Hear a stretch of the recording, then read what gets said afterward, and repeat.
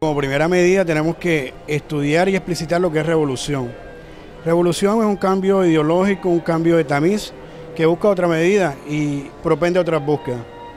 En el aspecto económico es normativo que los estadios o la composición del Estado se regía bajo un régimen especialmente democrático, donde se favorecía tres aristas bastante importantes, que son el orden, la fraternidad y la igualdad.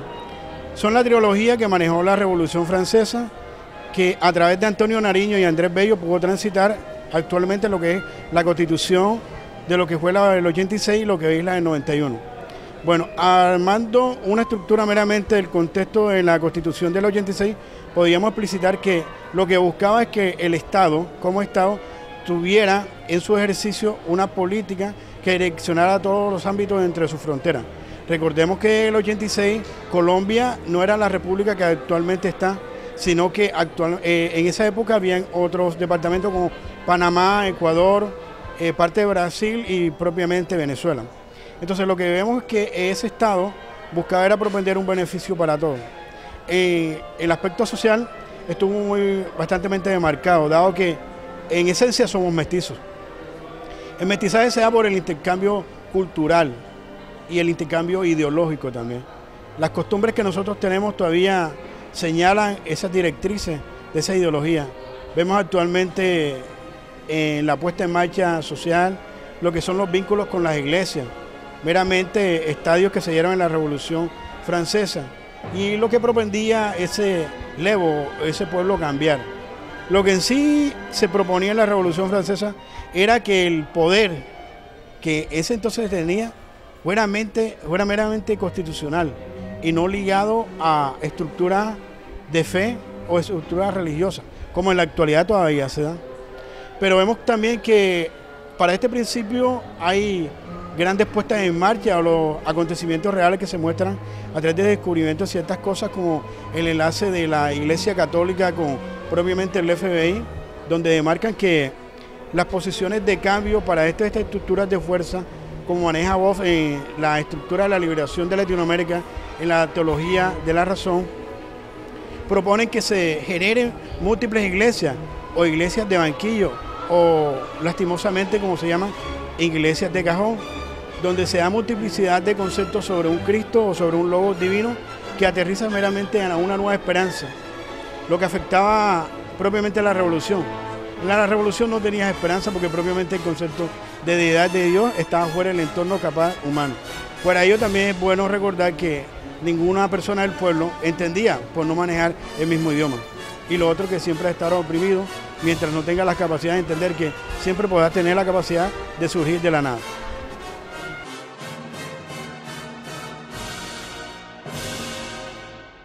El pensamiento iluminista corresponde al siglo XVIII. Fue por él que se dio como resultado la Revolución Francesa. Enaltecía los valores de libertad, de igualdad y sobre todo de progreso. El progreso consistía en combatir la racionalidad. Entonces se vivía en una sociedad teocéntrica. Entonces lo que los pensadores decían, bueno, ya hay que seguir un pensamiento lógico, racional, dejar las supersticiones y todo esto que tenía la sociedad en supuesto atraso. Esto no quiere decir que estos pensadores hayan sido ateos. Sí creían en un creador de todo, pero no les parecía algo natural al ser humano. Tenían que dejar atrás, digo, todo lo irracional, las supersticiones. ¿Qué más? Bueno, esta irracionalidad también la encontraron en la forma de gobierno, que era la monarquía, porque bueno, un elegido de Dios no les parecía muy racional y había que darle mayor poder al pueblo. Entonces se propone la república. ¿Qué es la república? Bueno, Jean-Jacques Rousseau, Hobbes y ¿quién más? John Locke habían pensado ya en este contrato social. En él decían, bueno, el pueblo debe tener más poder, vamos a ser más iguales, tener mayor participación y esto consiste también en que vamos a ceder a parte de nuestro poder al pueblo, digo al gobierno, y el gobierno va a usarlo de forma justa a la vez que va a estar limitado. Estas limitaciones más bien las planteó Montesquieu, que bueno, van a ser 3 poderes y va a estar de cierta forma controlado ese poder que tiene el gobierno. Aporte cultural invaluable realmente, porque tú sabes que después de la Revolución Francesa se generó un cambio de filosofía en Europa. Recordamos, por ejemplo, el aporte de Diderot y de D'Alembert, que codifican la primera enciclopedia. Eso es muy importante porque la era iluminada, racionalista que deriva de esta experiencia de la Revolución Francesa, todo lo que no se puede explicar con la razón no existe, se refleja directamente en Latinoamérica y el proceso viene amplificado.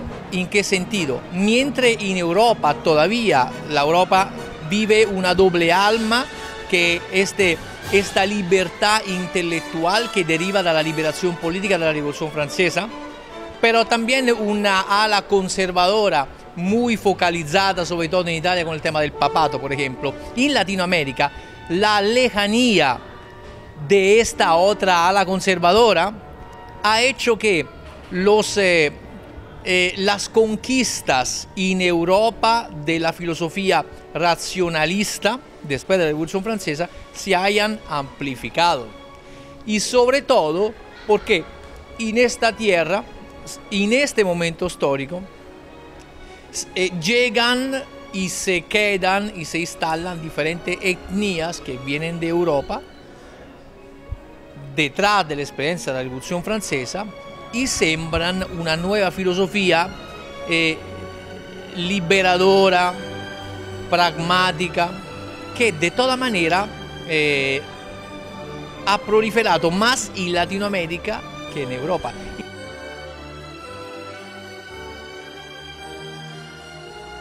La revolución realmente sencillamente cortó unas cabezas. Luis XVI, por ejemplo, con su esposa.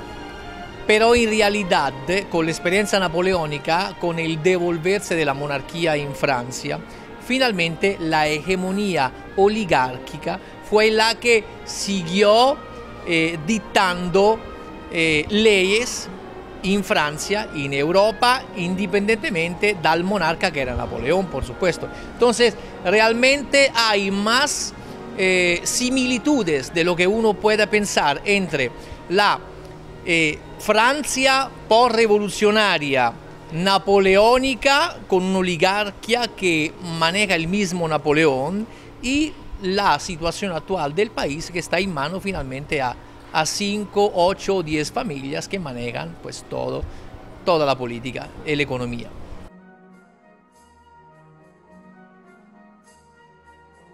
Mientras en Europa, que ha mantenido a lo largo de milenios una estabilidad relativa, con periodos de paz amplios, largos, con estabilidad económico-política discreta, Latinoamérica, que siempre ha vivido de forma trágica el altibajo de la economía, realmente se ha vuelto inmune a esto. Quiero decir, con un ejemplo, acá los colombianos, cuando se le habla de crisis, se ponen a reír porque son acostumbrados a la crisis, sencillamente apretan el cinturón y siguen adelante.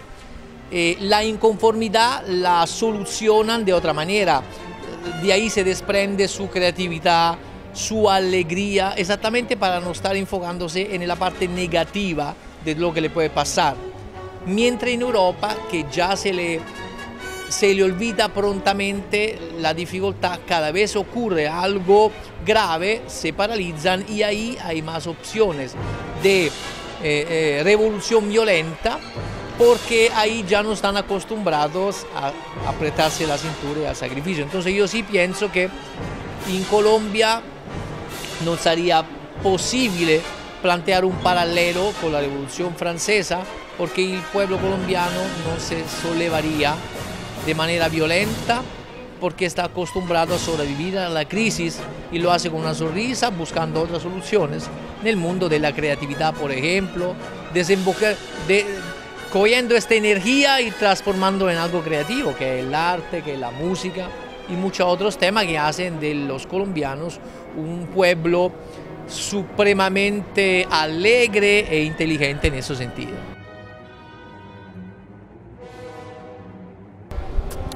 La Revolución Francesa fue un periodo, un acontecimiento muy violento, un periodo de horror, donde se vivió un sistema del gobierno absolutista, un estado en decadencia debido al mal manejo político dado por la monarquía de este entonces, lo cual conllevó a la caída de un estado, lo cual conllevó a una sociedad, a un pueblo cansado, dar como respuesta a lo que se denomina como la Revolución Francesa. Y fue este gran acontecimiento que marcó el país, que marcó en el transcurso de la historia, dado que muestra cómo un gobierno absolutista se apodera de las necesidades que vivía el pueblo en ese entonces, y que hoy día podemos decir que en algunos gobiernos podemos vivirlos, no de una manera tan clara y tan violenta y tan egoísta como en ese entonces, pero sí lo vivimos.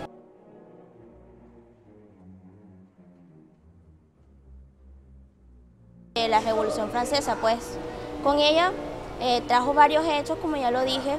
Uno de los tantos que me parece aún más importante, que es lo que estamos viviendo ahora en sociedad, que es el nacimiento de los derechos de las personas, de los ciudadanos, que en este momento muchos de nosotros estamos siendo vulnerados.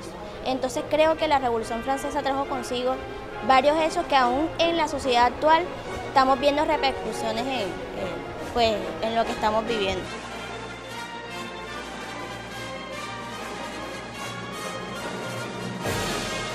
Es claro que en la revolución como tal se vio mucha violencia, pero viéndolo desde otro punto de vista, se podría decir que fue una mejoría para lo que en realidad están viviendo en esa época, ¿cierto?